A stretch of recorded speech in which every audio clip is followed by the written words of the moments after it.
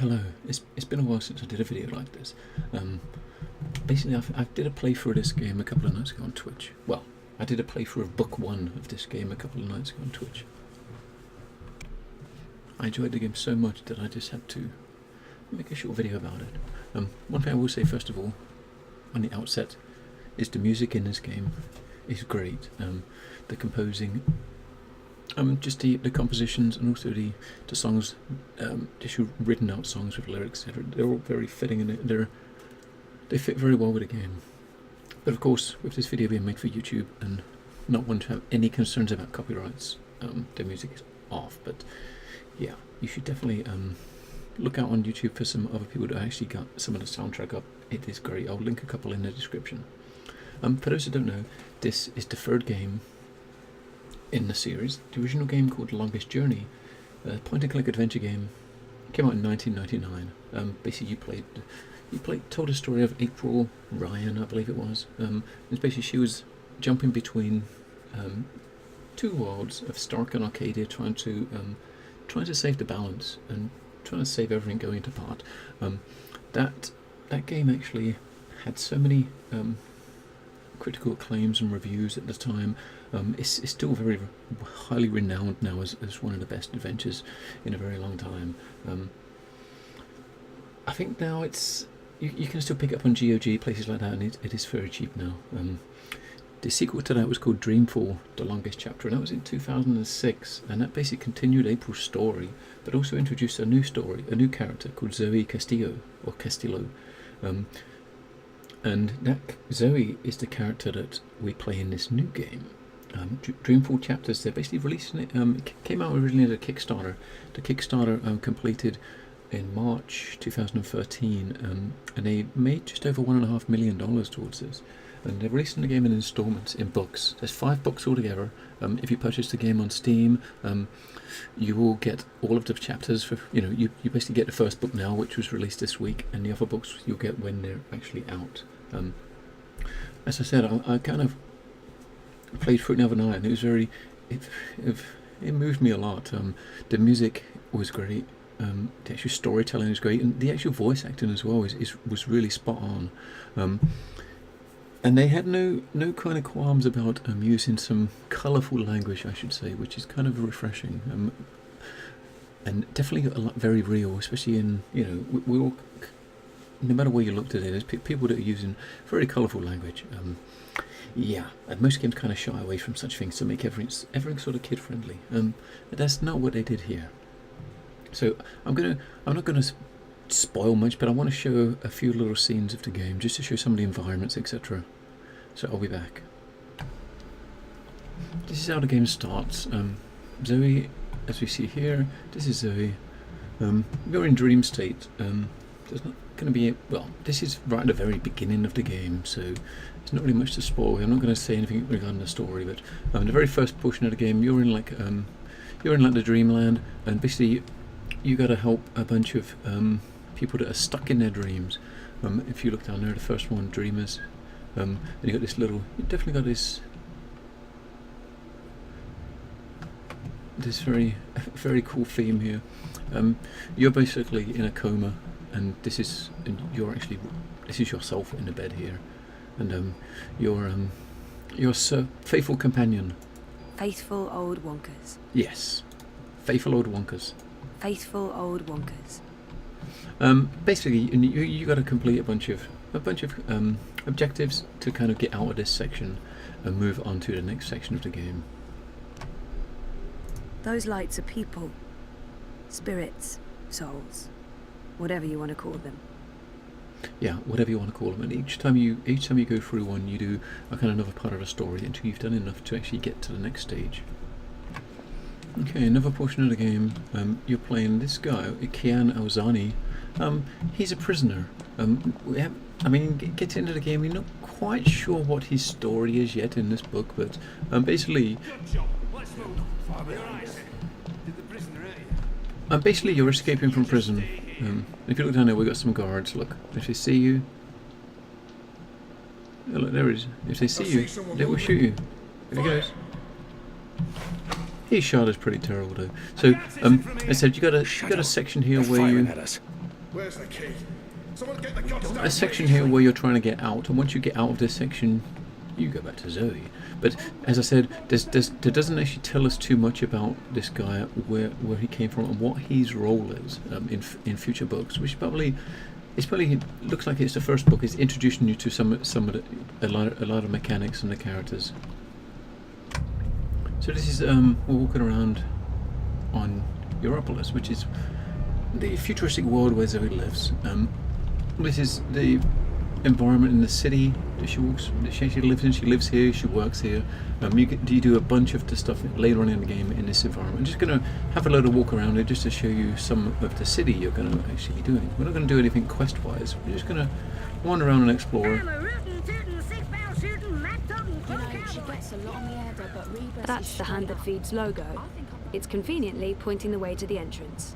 And yeah, so the Hand That Feeds is Zoe's place of work, or her boyfriend's place of work, I should say. You know, she gets a lot on me head, but Rebus is straight up. I think I'm voting manifesto this election. Marxists? One thing that I do really like about this game, you got a lot of the songs in this game are composed by. Some of the songs are composed by a Norwegian, Egil Olsen. And one good thing is, you see over here, you got this busker. You have this busker over here, and he's actually singing acoustic versions of his songs.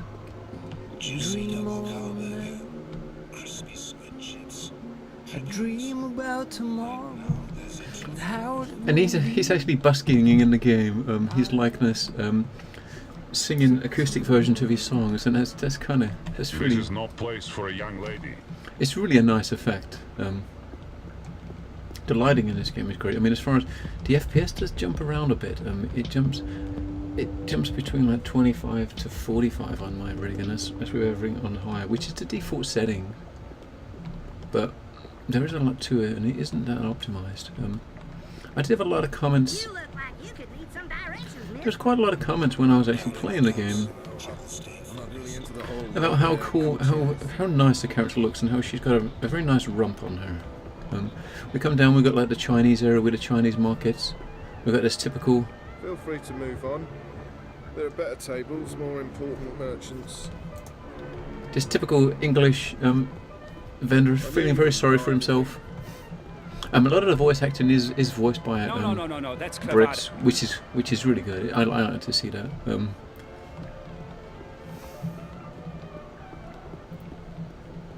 are so many dream junkies around. By OCG. Original consumer goods, bringing sunshine into your life. Because some very nice very nice lighting effects. It's very nice environments indeed. Some of the lighting is a little bit buggy. I mean, if you look at it, you got the light from this police vehicle, and it's definitely should not be shining in front of it like this. But you know, we can kind of surpass little buggies like that. You kind of expect some little bugs in games. We've got a big coffee shop here. My favourite Avant Cafe and Meta Brewery. It's a chain, yeah, but local to the Prague district, and so much better than those Scandinavian omni chains. If you have a look here, this is the city map. The So- Minsker campaign headquarters are located off the Propas Souk, next to the temple. And each time you do, you get any sort of communication in game, what happens, you get like these options come up, like the map is for one, and if you hover over one of the options you get up here, it kind of gives you, gives you a thoughts about them. Nearest shop is located in the bricks, in what used to be Propast Auto Service. I'm not sure what the official name is, but I'm sure Pandemonium won't be on this map. Our apartment is off Sun and Shine Plaza in the aptly named... Where's Sun and Shine Plaza on the map? Sponsored by Original Don't be a street. See, this is her apartment here. Let's just pop inside while we're here. Original consumer goods, rebuilding the new Europe one sunny day at a time.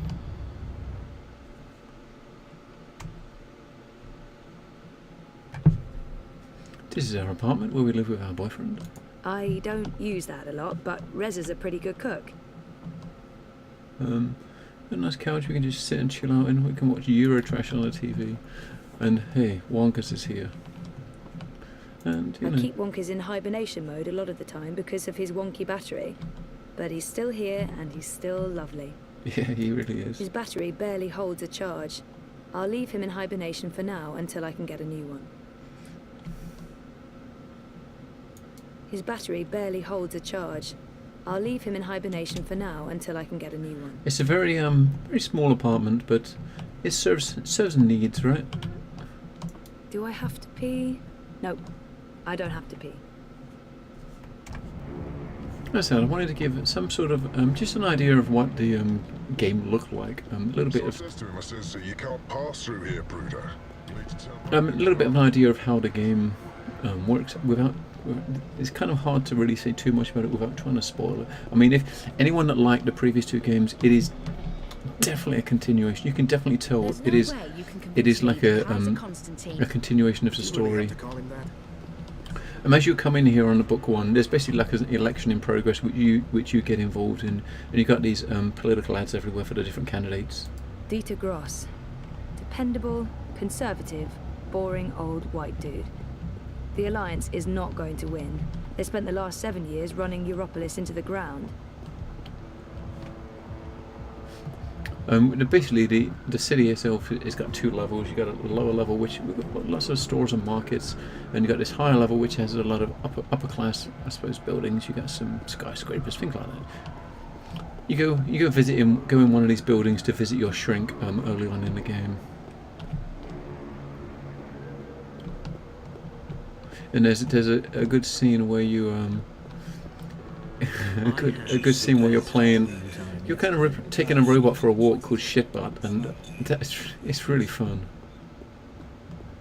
But yeah, this was. I mean, it took me probably about. Played about 5 hours. I think I took to actually run through this on Steam. Sorry, on stream, not Steam. When I actually played it originally, a couple of nights ago. This is book one, and there's 4 more books of the series. I mean, 5 hours, and that was with. I did encounter a little bit of a bug, which I kind of got stuck on until I restarted the client for, about 15 minutes before my viewers kind of persuaded me, hey, try to restart and see if it fixed itself, and it did. If it's going to be, so I'd imagine maybe about 4.5 hours or so playtime if you didn't get stuck with bugs. So if it's going to be around the same each time, that's a good like 20-25 hour game. It's definitely a good opener to the actual new adventure, and I'm definitely looking forward to the rest. I think they said that all 5 of them were going to be out and with us by the end of 2014. So I imagine it's going to be done a bit like how Walking Dead was done, where you get like a book every couple of months, something like that. That's what I'm kind of hoping. So we should have the rest of them within the year. I'm just going to run down to the lower section for a little bit, just to show you some of the more adult, seedier places. You can't actually go into any of them at this point. Maybe in the future you can. What have we got down here? So we got this bar on the right called The Public. It's like a restaurant bar. And then we got this the little box over here, which is like a strip joint. Well, it looks like a strip joint. We have more bars. The White Swallow. Bitter Bar and Club.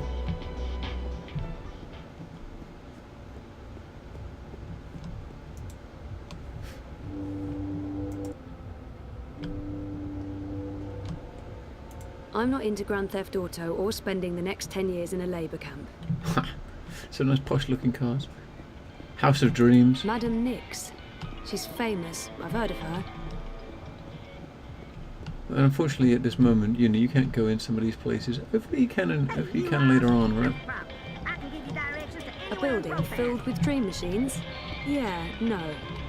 No, yeah. The dream machine is obviously what she's trying to avoid. That's what kind of put you into, a lot of these people into the dream states. All the people earlier in the game that you're trying to save and get out of dream states are because they're using those machines. So she's not a fan of those machines. And if you played the previous games, you will totally Weren't you understand heading out why. to District this week? The last section of the game, you played this little character called Saga. A little girl, a little baby. And yeah, I'm not going to... As I said, I definitely don't want to spoil anything, but this is another character you get introduced to towards the end.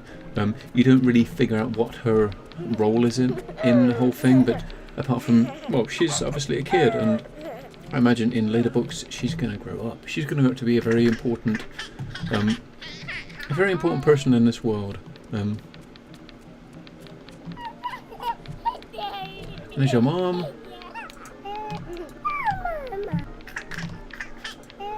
Hey, baby, Mama's working. Give me a minute. Give me a minute. Let's go see Daddy. Daddy's going to be mad, and he's going to put us back in our crib. Let's go find out. Hey, what are you doing out of your crib? How did you pull that off? Let's get you back, safe and sound. Okay, and now he's tucked us all up in our crib, and we can't possibly get out. Oh, ow! Now that we're back in our crib, we're back in our room, just running around, giggling like a crazy happy baby. We're just going to end this here. As I said, I didn't want to make this video too big. I just felt like I had to make something just to show some of you guys a little bit about this game. I'm going to put some links in the description to the actual Steam page, and also some of the YouTube videos to some of the actual soundtrack, just so you can kind of get an idea of what it is. I mean, I had the Digital Deluxe Edition. The soundtrack's coming out beginning of November, so I'm definitely looking forward to kind of listening to that.